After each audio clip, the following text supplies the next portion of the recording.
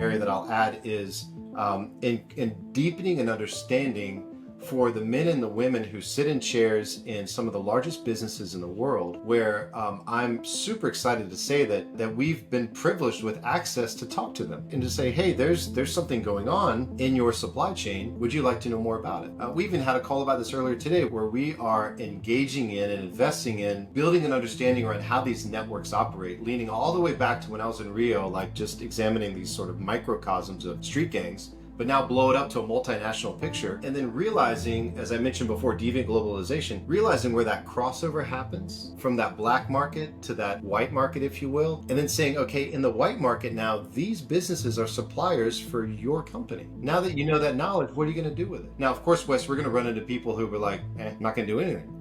But I'm really excited to say that we're connecting with folks who are like, yeah, this is important. We want to do something. Thank you for bringing this to our attention. What else are you doing in this space, right?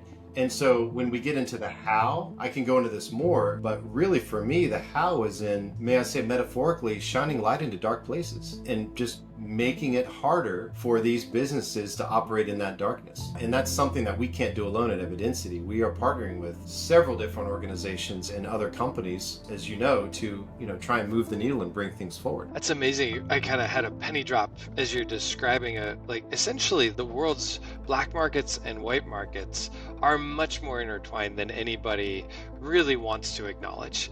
When we talk about there's 25 million labor trafficking victims in the world, and primarily they work for first world countries, which is what's so heart-wrenching when we realize, like, wait a second, our iPhones and our computers and our clothes and our chocolate and our coffee, the black market and white market are much more enmeshed than anybody really wants to acknowledge.